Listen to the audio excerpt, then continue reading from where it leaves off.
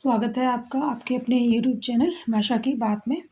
जैसा कि मैंने कहा था कि संचयन के पाठों का समावेश होगा अगली वीडियो में। संचयन में से 4 नंबर के 2 क्वेश्चन आपको पूछे जाते हैं, मतलब 3 क्वेश्चन दिए जाएंगे, इसमें से 2 क्वेश्चन आपको करने पड़ेंगे, मतलब 8 नंबर का संचयन का भाग क्वेश्चन पेपर में आता है। तो इसके पार्ट बहुत लॉन्ग है, समराइज करके इसको पढ़ेंगे और लगातार वीडियो में बने रहिए ताकि क्वेश्चन आंसर्स की भी चर्चा हम कर सकें। अब भारत का संविधान उद्देश्य का यहाँ दिख रही है, आप लोग पढ़ सकते हैं क्योंकि प्रेम्बल याद नहीं रहते हम सबको ही। तो हम बात करते हैं हरिहर काका की। हरिहर काका के यहाँ से अभी मैं लौटा हूँ। ये किसने कहा? लेखक ने कहा है। ठीक है, लेखक क्या कहते हैं कि मैं हरिहर काका के यहाँ से अभी लौटा हूँ क्योंकि बचपन से लेखक उसी गांव में रहते हैं जिसमें हरिहर काका रहते हैं। ठीक है, तो हरिहर काका जो मिथिलेश्वर हैं, मिथिलेश्वर इसके राइटर हैं। मिथिलेश्वर ने क्या कहा कि बिहार के भोजपुर जिले के बैसाढ़ी गांव में हुआ था इनका जन्म। तो जाहिर सी बात है ये रियल स्टोरी है, कोई फेक स्टोरी नहीं, मनगढ़ंत कहानी नहीं है। तो मिथिलेश्वर ने अपने गांव बैसाहीट गांव के विषय में जिक्र किया कि वहाँ पे एक हरिहर काका हैं और जिनके यहाँ वो बचपन से आया जाया करते हैं। तो उनके यहाँ से लौटा क्यों? क्योंकि हरिहर काका जो है वो डिप्रेशन का शिकार हो चुके हैं। तो उसके पीछे की स्टोरी अब लेखक यहाँ से बताना शुरू करते हैं। उन्होंने क्या कहा कि दोनों दिन उनके पास मैं देर तक बैठा रहा, लेकिन उन्होंने कोई बातचीत नहीं की। जब उनकी तबीयत के बारे में पूछा तब उन्होंने सिर उठाकर एक बार मुझे देखा, फिर सिर झुकाया तो दोबारा मेरी ओर नहीं देखा। हालांकि उनकी एक ही नज़र बहुत कुछ कह गई। जिन यंत्रणाओं किसे कहते हैं, मतलब देखो यहाँ पे लिखा हुआ भी है, वर्ड मीनिंग्स दो जो दिए हुए हैं ना। यंत्रणाओं किसे कहते हैं? मतलब कठिन, किसी को प्रताड़ित करना, क्लेश, कष्ट इत्यादि इत्यादि के बीच वह घिरे थे। और जिस मनाह स्थिति में, मनाह स्थिति किसे कहते हैं? मन में जो तार चढ़ाव आ रहा है, मन की स्थिति में जी रहे थे, उसमें आंखें ये बहुत कुछ कह देती है, मुंह खोलने की जरूरत नहीं, जैसा कि लेखक ने यहाँ पे लिखा। तो लेखक ने हरिहर काका के विषय में वर्णन किया कि किस तरह से वो अपने जीवन को जी रहे हैं और किस तरह की यंत्रणाएं उनके ऊपर बीती हैं जिससे उन्होंने डिप्रेशन का शिकार हो गए। वो किसी से अब बातचीत नहीं करते। अब लेखक ने अपना संबंध बताया है उनसे कि हरिहर काका, इस पैराग्राफ में, कि हरिहर काका से मैं ज़िंदगी में बहुत गहरे से जुड़ा हूँ।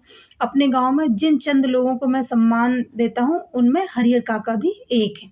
और हरिहर काका के प्रति मेरी आसक्ति के अनेक व्यवहारिक और वैचारणिक कारण हैं। उनमें प्रमुख 2 हैं। एक तो यह कि हरिहर काका मेरे पड़ोस में रहते हैं और दूसरा कारण यह है कि मेरी माँ बताती हैं हरिहर काका बचपन में मुझे बहुत दुलार करते थे और अपने कंधे पे बैठाकर घुमाया करते थे। एक पिता अपने बच्चे को जितना प्यार करता उससे कहीं ज़्यादा प्यार हरिहर काका मुझे करते थे। और मैं जब सयाना हुआ मतलब बड़ा हुआ, तब मेरी पहली दोस्ती हरिहर काका के साथ ही हुई। हरिहर काका ने भी जैसे मुझसे दोस्ती की के लिए ही उतनी उम्र तक प्रतीक्षा की थी। माँ बताती है मुझसे पहले गांव में किसी अन्य से उनकी इतनी गहरी दोस्ती नहीं हुई। वह मुझसे कुछ भी नहीं छिपाते, खूब खुलकर बातें करते थे, लेकिन फिलहाल मुझसे भी कुछ कहना उन्होंने बंद कर दिया। उनकी इस स्थिति ने मुझे चिंतित कर दिया, जैसे कोई नाव बीच मझधार में फंसी हो और उस पर सवार लोग चिल्लाकर भी अपनी रक्षा न कर सकते हो, क्योंकि उनकी चिल्लाहट दूर तक फैले सागर के बीच उठती गिरती लहरों में विलीन हो जाने के अतिरिक्त कर ही क्या सकती थी। तो यहाँ पे लेखक ने इस चीज़ के विषय में वर्णन किया है। आइए पाठ में चलते हैं आगे की तरफ। तो यहाँ लेखक उनके विषय में बता रहा है कि किस तरह से वो उनसे मिला और वो किस तरह से बहुत आत्मीयता है उनके साथ। अब पेज नंबर 2 पे और 3 पे क्या है, लेखक क्या कहते हैं कि हरिहर काका के बारे में मैं सोचता हूँ तो मुझे लगता है कि वह ये समझ नहीं पा रहे हैं कि कहें तो क्या कहें। अब कोई ऐसी बात नहीं जिसे कहकर वह हल्का हो सके। मतलब यहाँ पे क्या है, लेखक क्या बताने का प्रयास करे? लेखक ये कह रहे हैं कि हरिहर काका की मना स्थिति ऐसी हो गई है कि वो कुछ भी किसी से अब कहना नहीं चाहते, क्योंकि उनके साथ बहुत ही ज़्यादा बुरा व्यवहार गाँव के महंत ने किया और उनके भाइयों ने किया। ठीक है, गाँव में ठाकुरबाड़ी की स्थापना। अब ठाकुरबाड़ी से आते हैं कि गाँव में ठाकुरबाड़ी की स्थापना कैसे हुई। ठाकुरबाड़ी किसे कहते हैं? एक मंदिर जो वहाँ पे निर्माण किया था। धीरे-धीरे वो लोगों के काम बनने लगे, कोई मान्यता माँगते तो उनके काम बनने लगे, तो जिससे क्या हुआ, ठाकुरबाड़ी में लोग अपना दान देने लगे, जिससे ठाकुरबाड़ी एक छोटा-सा मंदिर से अब एक बहुत बड़ी ठाकुरबाड़ी बन गई। जैसे बहुत एरिया जिसने कैप्चर कर लिया, कवर कर लिया हो। तो लेखक क्या कहते हैं, मुझे जो वहाँ के साधु सन्यासी हैं उनमें रहते हैं, मुझे उनसे बहुत चिढ़ है। लेखक मिथिलेश्वर इस बात का वर्णन कर रहे हैं। तो कह रहे हैं कि क्यों? क्योंकि जो लोग अपनी किसान, पूरा समाज है, किसान वर्ग जो मेहनत की कमाई है सब वहाँ पे दे आते हैं, जबकि वो उनसे कोई ठाकुरबाड़ी उनसे कह नहीं रही कि ज़बरदस्ती दे आओ। लेकिन फिर धीरे-धीरे मनः स्थिति क्या हो गई महंत की कि ज़बरदस्ती किसी की ज़मीन को हथियाने का कुचक्र चलने लगते हैं। अब क्या ठाकुरबाड़ी का काम लोगों के अंदर ठाकुर जी के प्रति भगवान की भक्ति या भक्ति भावना पैदा करना है, ठीक है? जैसे कि ज़ाहिर-सी बात है, खूब भजन कीर्तन होते रहते हैं जब ग्रामीण क्षेत्रों में छोटे-छोटे मंदिर या शहरों में भी हों, तो लोग भजन कीर्तन करते ही रहते हैं, मतलब लोगों के प्रति आस्था। लेकिन आस्था का जब दुरुपयोग किया जाता है, तो उस समय चीज़ें बहुत ही ज़्यादा बुरी हो जाती हैं। अब ठाकुरबाड़ी के साथ अधिकांश लोगों का संबंध बहुत ही घनिष्ठ है। घनिष्ठ क्यों? कि क्योंकि मन और तन दोनों स्तर पर कृषि कार्य से अपना बचा हुआ समय जो लोग क्या करते थे, ठाकुरबाड़ी में व्यतीत करते थे, जहाँ भजन, कीर्तन और साया संध्या वगैरह सारी चीज़ें वहाँ होती थी। अब कहते परिस्थितिवश इधर हरिहर काका ने ठाकुरबाड़ी में जाना बंद कर दिया। पहले वह अक्सर ही ठाकुरबाड़ी में जाते थे, मन बहलाने के लिए। कभी-कभी मैं भी ठाकुरबाड़ी में जाता हूँ, लेकिन वहाँ के साधु संत मुझे फूटी आँख नहीं सौंपते, जैसा कि लेखक ने कहा। यहाँ लिखा हुआ है कि दोनों जून हलवा पूड़ी खाते हो, आराम से पड़े रहते हैं, उन्हें अगर कुछ आता है तो सिर्फ़ बात बनाना आता है, इसलिए लेखक को नहीं अच्छा लगता। जो प्रैक्टिकल लोग होते हैं, जो मेहनत में विश्वास करते हैं, उनको इस तरह से चीज़ें अच्छी नहीं लगती।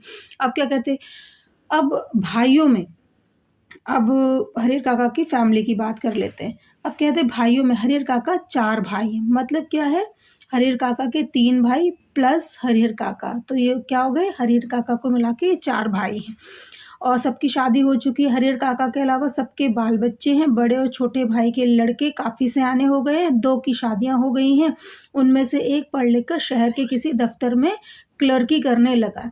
लेकिन हरिहर काका की अपनी देह से कोई औलाद नहीं, ठीक है? लेकिन हरिहर काका की स्वयं की कोई संतान नहीं है। उन्होंने 2 शादियाँ की थी और काफ़ी समय तक प्रतीक्षा की थी, लेकिन उनके कोई बच्चा नहीं हुआ, उनकी पत्नियाँ दोनों मर जाती हैं। आइए बढ़ते हैं आगे पाठ में। तो इस प्रकार से हरिहर काका के जीवन, मेहनत और ठाकुरबाड़ी के प्रति जो उनका भाव था, उसके विषय में यहाँ पे वर्णन किया। ये पेज थोड़ा-सा ब्लर दिख रहा है, कोई बात नहीं, हम स्टोरी समझ लेते हैं। इसमें क्या लिखा हुआ है कि हरिहर काका के परिवार के पास कुल 60 बीघे ज़मीन है, ठीक है? कितने बीघे ज़मीन है? 60 बीघा। 60 बीघा ज़मीन और प्रत्येक भाई के हिस्से में कम से कम 15 बीघा ज़मीन आती है, मतलब हरिहर काका के भी हिस्से में कितनी आएगी? 15 बीघा ज़मीन आएगी। तो हरिहर काका के तीनों भाइयों ने अपनी पत्नियों से कह रखा है कि भाई की अच्छे से सेवा शुश्रूषा करें। क्यों? क्योंकि उनकी ज़मीन तो उनके बाद भाइयों को ही मिलेगी, क्यों? उनके तो कोई संतान नहीं, इसलिए।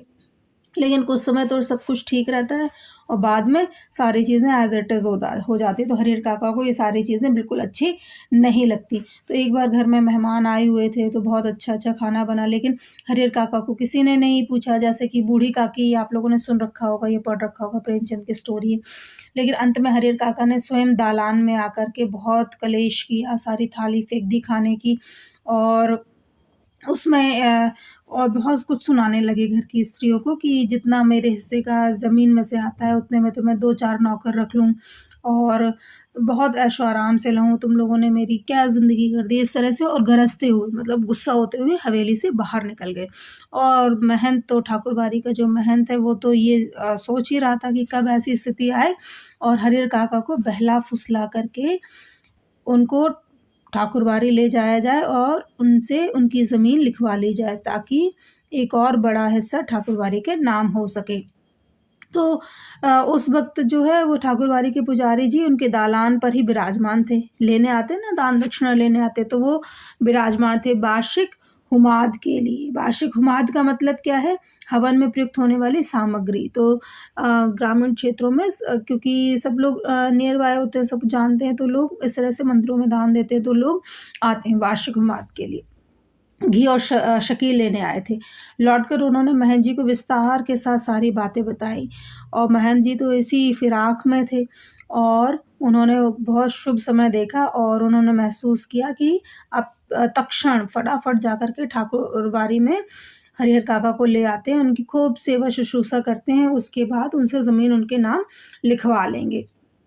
अब यहाँ पे वो बहुत विचार करते हैं, बहुत सोचते हैं और उनको ले आते हैं ठाकुरबाड़ी में हरिहर काका को और बहुत तरीके से ठाकुर जी का उलाहना देते हुए कि देखो तुम्हारा ये काम जो है ठाकुर जी करेंगे, तुम्हें जो यशोगान तुम्हारा होगा कि तुमने इतनी ज़मीन ठाकुरबाड़ी के नाम कर दी। सिर्फ उसको चिकनी चुपड़ी बातों में हरिहर काका को फंसा रहे हैं। अब हरिहर काका क्या है, देर तक महंत की बातें सुनते रहे, बहुत दुनिया भर की चिकनी चुपड़ी बातें महंत जी सुनते रहे और कौन किसका है, 15 बीघे खेत की फसल भाइयों के परिवार को देते हैं तब तो कोई पूछता नहीं और बहुत सारी चीज़ें ये कहते रहे, मतलब परिवार की भी बुराई करते रहे। हरिहर काका सुन रहे हैं। अपनी बात समाप्त कर महंत जी प्रतिक्रिया जानने के लिए अपनी बातें समाप्त करके अब वो हरिहर काका क्या चाहते हैं वो सुनने के लिए, वो इस पैराग्राफ में दिया हुआ जानने के लिए वो चुप हो गए। लेकिन उनके चेहरे के परिवर्तन भाव महंत जी की अनुभवी आंखों से छिपे ना रह सके। अपनी सफलता पर महंत जी को बहुत खुशी और उन्होंने सही जगह वार किया है। इसके बाद उसी वक्त ठाकुरबाड़ी के 2 सेवकों को बुलाकर आदेश दिया कि इनकी खूब सेवा शुश्रूषा की जाए, इनके लिए कमरा तैयार करो, बढ़िया सी चारपाई बिछाओ, खाने के लिए बढ़िया मालपुए वगैरह इत्यादि इत्यादि बनाओ। इधर क्या होता है, इधर जैसे ही शाम को उनके भाई खलिहान से वापस लौटते हैं, जब उन्हें इस दुर्घटना का पता चलता है तो वो बहुत ज़्यादा डर जाते हैं, अपनी पत्नियों पे वो बहुत नाराज़ होते हैं और शाम गहराते-गहराते तीनों भाई कहाँ पहुँच जाते हैं? ठाकुरबाड़ी में पहुँच जाते हैं, जिससे कि हरिहर काका को वापस ले जाया जा सके। लेकिन यहाँ पे बात उल्टी पड़ जाती है, उनके भाइयों को निराश होकर के लौटना पड़ता है। अब क्या है, अब रात के समय क्या हुआ, ठाकुरबाड़ी में उनके लिए बहुत ही स्वादिष्ट मिष्ठान बनाए गए। मिष्ठान कहते हैं मीठे को, बहुत ही बढ़िया, जिसमें क्या है, घी टपकते मालपुए, रसबुनिया, लड्डू, छेने की तरकारी, छेना मतलब पनीर और दही, खीर इत्यादि इत्यादि, बहुत बढ़िया खाना। इतना तो उन्होंने इतना टेस्टी खाना तो ज़िंदगी में कभी नहीं खाया हरिहर काका ने। हरिहर काका को बड़ा सुख मिला इस चीज़ों से। इधर तीनों भाई रात भर सो नहीं सके। उनको तो पता था कि महंत कैसा है, अगर हरिहर काका उनकी बातों में आ जाएंगे तो वो ज़मीन लिखवा लेगा उनके नाम। सुबह तड़के मतलब अर्ली मॉर्निंग, सुबह तड़के तीनों भाई पुनः ठाकुरबाड़ी पहुँचते हैं और हरिहर काका के पाँव पकड़ करके रोने लगते हैं। कहते हैं कि हमारी पत्नियों से गलती हो गई, हम माफ़ी मांगते हैं तथा उन्हें दंड देने की बात वो कहते हैं। अब क्या, लेकिन यह क्या, इस बार अपने घर पर जो बदलाव उन्होंने लक्ष्य किया उसने उन्हें सुखद आश्चर्य में डाल दिया। घर के छोटे बड़े सब उन्हें सिर आंखों पर उठाने को तैयार। क्यों? सिर्फ उस ज़मीन की वजह से। अगर वो हरिहर काका के पास वो ना होती तो शायद ऐसा ना होता। दोनों जून का बढ़िया खाना नाश्ता सब कुछ, पाँचों महिलाएं उनकी सेवा में। बहुत बार ऐसा होता कि बिना किसी के कुछ बताए गांव के लोग असली तथ्य से स्वयं वाकिफ हो जाते। हरिहर काका की इस घटना के साथ ऐसा ही हुआ। दरअसल लोगों की जुबान से घटनाओं की जुबान ज़्यादा पैनी और असरदार होती। घटनाएं स्वयं ही बहुत कुछ कह देती हैं। तो ये घटना घटित होने के बाद ही हरिहर काका के जो भाई हैं, भाइयों ने पत्नियों को बहुत डांटा और इसके बाद हरिहर काका की बहुत ज़्यादा सेवा शुश्रूषा होने लगी। चलिए पढ़ते हैं आगे की तरफ, बहुत लॉन्ग चैप्टर है ये। अब क्या है कि हरिहर काका जो है उनकी बातें गांव में फैलने लगी। जितने मुंह उतनी बातें, ठीक है। अब जितने मुंह उतनी बातें जब वहाँ होने लगी तो क्या होता है कि सभी लोग भावी आकांक्षाओं के मद्देनजर रखते हुए हरिहर काका के भाई उनसे निवेदन करने लगे कि अपनी ज़मीन भी उन्हें लिख दें। तो हरिहर काका के भाई क्या कहने लगे कि वे अपनी ज़मीन उनके नाम लिख दें, पर हरिहर काका ने ऐसा नहीं किया और धीरे धीरे क्या हुआ, धीरे धीरे ये हुआ कि हरिहर काका को जो महंत हैं उनके आदमी ज़बरदस्ती उठा करके उनको ले जाते हैं। और इधर हरिहर काका के जो भाई हैं वो पुलिस कंप्लेन करते हैं। पुलिस कंप्लेन करने के बाद जो पुलिस आती है तो वो उनको फाइंड आउट नहीं कर पाती, क्योंकि जो ठाकुरबाड़ी है उसमें कोई भी रहता नहीं, एक बुजुर्ग जो पुजारी है बस वही रह जाता है, जैसा कि आपको पिक्चर यहाँ पे दिखाई दे रहा है। तो ज़बरदस्ती फिर एक रूम का ताला खोला जाता है जिसमें हरिहर काका इस स्थिति में मिलते हैं, पैर बंधे हुए हैं, हाथ बंधे हुए हैं, मुंह बंधा हुआ है, तो बहुत ही बुरी कंडीशन में। तो हरिहर काका ने देर तक अपने बयान दर्ज कराए यहाँ पे, और अब हरिहर काका पुनः अपने भाइयों के परिवार के साथ रहने लगे। ठीक है, यहाँ रहने लगते हैं पुनः अपने भाइयों के परिवार के साथ। फिर क्या कहते हैं, उधर ठाकुरबाड़ी का दृश्य भी बदल गया, खूंखार लोग वहाँ इकट्ठे होने लगे, मतलब ऐसी स्थिति हो गई जैसे युद्ध की स्थितियां हो गई हों। अब हरिहर काका को किसी पे विश्वास नहीं, ना अपने भाइयों पे, ना ठाकुरबाड़ी के महंत पर। ठीक है, तो हरिहर का क्योंकि अब उनको समझ में आ गया सभी धन उपार्जन के लिए ये सारे कार्य कर रहे हैं। चलिए बढ़ते हैं आगे की तरफ।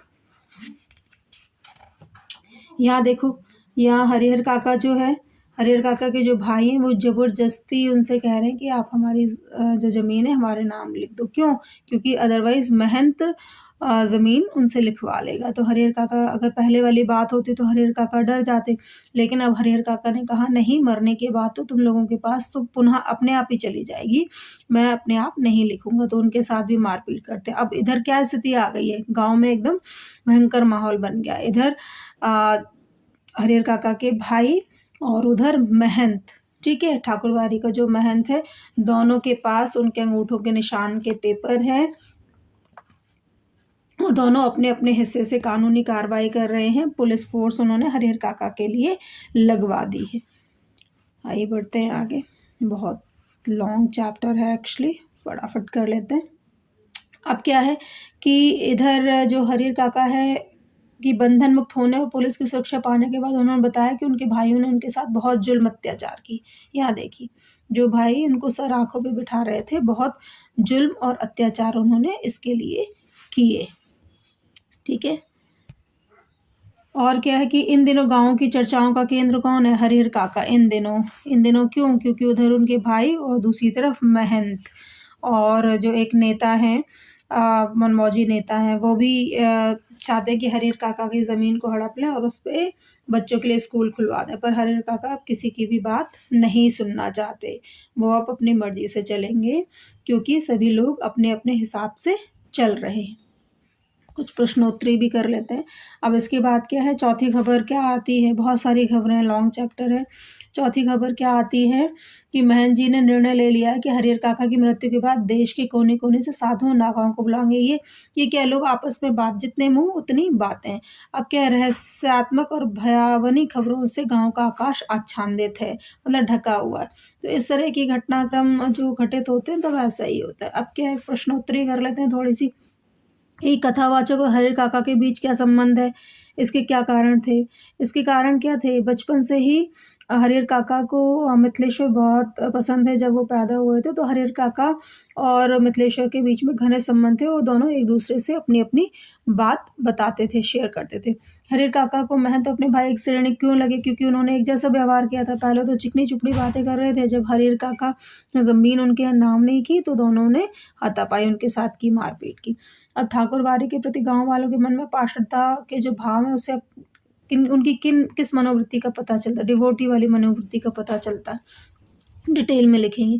अनपढ़ होते हुए भी हरिहर काका दुनिया की बेहतर समझ रखते हैं कहानी के आधार पर, कहानी का रेफरेंस लेकर के, क्योंकि अनपढ़ होना एक अलग बात है और व्यवहारिक ज्ञान एक अलग बात है। क्योंकि व्यवहारिक ज्ञान समाज में बैठने उठने और चीज़ों को सुनने समझने से आता है, और पढ़ाई वाला ज्ञान अलग ज्ञान। हरिहर काका को जबरन उठा ले जाने वाले कौन थे? उन्होंने उनके साथ कैसा बर्ताव किया? कौन थे? जबरन कौन उठा ले गया था? महंत के आदमी उठा ले गए थे। व्यवहार कैसे किया? उनको भी मारा पीटा और हाथ पैर बांध के एक रूम में बंद कर दिया। हरिहर काका के मामले में गांव वालों की क्या राय थी? उसके क्या कारण थे? क्या राय थी कि हरिहर काका को, कोई कहता था कि जमीन नाम कर दो, कोई कहता नहीं कर दो, कह रहे किस्सा ही खत्म हो जाएगा। डिफरेंट जितने में उतनी बातें गांव में बनने लगी। आपकी कहानी के आधार पर स्पष्ट कीजिए कि लेखक ने यह क्यों कहा। अज्ञान की स्थिति में ही मनुष्य मृत्यु से डरते हैं। ज्ञान होने के बाद तो आदमी आवश्यकता पड़ने पर मृत्यु को वरण करने के लिए तैयार हो जाता है। तो ये पाठ के आधार पर आप इसको कहेंगे कि अगर पहले वाली स्थिति होती तो शायद हरिहर काका डर जाते, लेकिन हरिहर काका ने मौत को बहुत नज़दीक से देखा, इसलिए हरिहर काका बिल्कुल भी डरने वाले नहीं। यदि आपके आसपास हरिहर काका जैसे हालात में कोई हो तो आप उसकी किस प्रकार मदद करेंगे, ये आपके स्वयं के लिए है। आप अपने मन से इसको स्पष्ट करेंगे। हरिहर काका के गांव में यदि मीडिया की पहुंच होती तो उनकी क्या स्थिति होती। तो मीडिया के विषय में तो आजकल आप लोग जानते हैं कि एक छोटी सी खबर को बहुत बड़ी बना करके किस तरह से प्रस्तुत कर दिया जाता है। कभी कभी तो ये नागवार भी होती है, कभी कभी किसी के लिए सक्सेस का भी कारण होती। बहुत बहुत धन्यवाद। Thank you for watching video.